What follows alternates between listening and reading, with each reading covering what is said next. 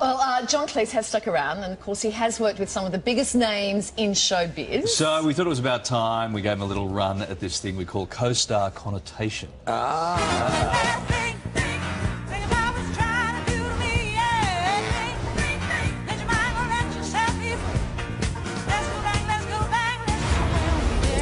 We're going to run through some of your co-stars. You're going to tell us exactly what you thought of them. Exactly in what one I or two think. words. He was looking closely and wondered what he had to do with Patrick Swayze, Jennifer Grey and R2-D2. Yeah. And I wasn't in Titanic. What was it? All right, first up, she's a fierce creature, but never a fish called Wanda. It's your co-star, Jamie Lee Curtis, one of my favourite movies ever. She's very funny.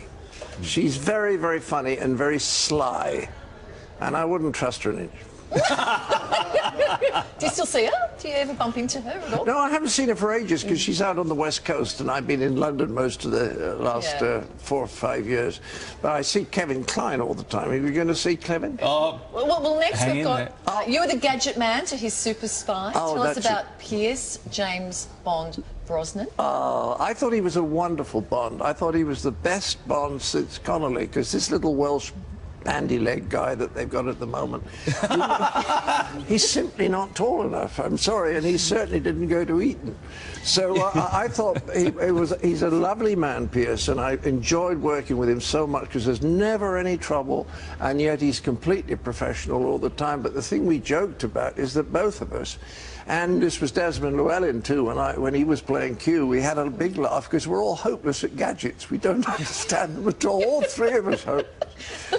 So you don't trust the little bandy-legged guy protecting the UK now? No, what's his name? Daniel Craig. Daniel Craig. Daniel Craig, yes. not a fan. No, his legs are too short. Our next one is pretty magical. Emma Watson from Harry Potter. Oh, she's a darling. Yes, I did two of those shows, and then they decided that Nearly Headless Nick was kind of peripheral. And they were right. He's never part of the story. And in movies, it's got to be story, story, story. She was absolutely lovely, and I had chats with her and her mum about the problems about becoming a star, you know, and I think she's handled it superbly. They don't all do that, you know. No. Was she nicer than Taylor Swift? Nicer than Taylor Swift. She didn't have any cats. Cats, okay. Moving on. The one and the only Steve Martin. You appeared in Pink Panther and Out of Towners together. Oh, Steve, well, I think he's marvellous.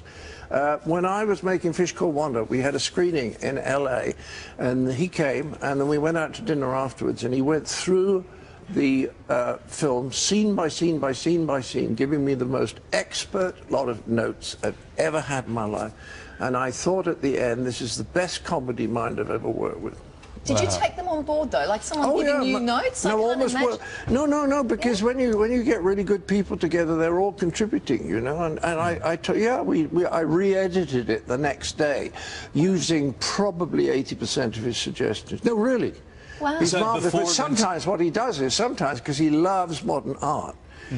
He sometimes does movies and he just does them as an actor. He doesn't get involved in the script, you see what I mean? A couple of those have been ordinary rather than the kind of brilliance of, you know, Dead Men Don't Wear Plaid or Bowfinger. What was the other one I loved? Oh, the one about Pinocchio. No, the Roxanne. Roxanne. Yes. Because I thought he was fabulous in Pinocchio as well. He was good. He was extremely good. It was like charade with John Cleese. He should have told a few lies, though. What about the legendary Stephen Fry? Stephen Fry? Oh, I don't remember Stephen. No? Which one was he? That's not him on the left. Put it that way. No, that's me on the left, isn't it? Or is it? No, that's Taylor Swift on the left. No, yeah. Okay. All right. Move on. Last but not least, your right-hand man, long-time collaborator, Eric Idle. Well, he's funny. He does the best jokes of all the Pythons, and he's extremely naughty. He writes the naughtiest lyrics, and he should be ashamed of himself. Do you ever have to say to him, "That's too naughty"? Or do you encourage his naughtiness? I wouldn't even bother. I actually claim that I have become so naughty and dissolute because of his influence on me, which has consistently been bad. But he does do very good jokes. Somebody said to him, we do Q&A at the end of the show, and somebody said to him, Mr. Idle, may I ask, what is your favourite sexual position?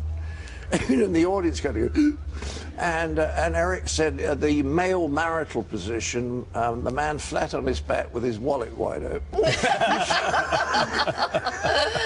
Well, perfect. You wanted it naughty, and you certainly delivered naughty.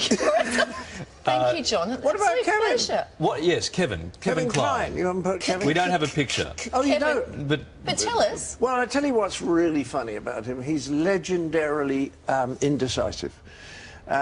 People give him scripts and it takes 7 months to make up his mind that he doesn't want to do it. In fact, in Hollywood, he's called Kevin Decline. Love it. And I saw him in Hamlet once, and he was brilliant, but I said he was the only actor who'd ever played Hamlet in order to learn how to become more decisive. Perfect. To be what a real treat having you on this morning. It was a real treat. Thanks for keeping it clean and not going viral, not going out of your way to go viral this morning. Right. Thank you very much. We can't wait to see the show. Thank you so much. Pleasure to be called a bitch by you, John. No, Larry does it all the time, and it's not quite the same. I didn't call you a bitch. What did you call her again? A fish. No, it was pre-fish. Was it? What was the other name? Oh, he didn't say female dog. Oh, Fitch. I said, that's right. I was referring to Arnold Fitch.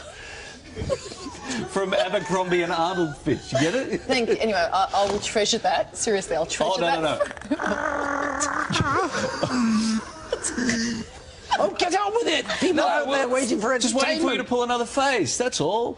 Thank you very much. I will treasure it.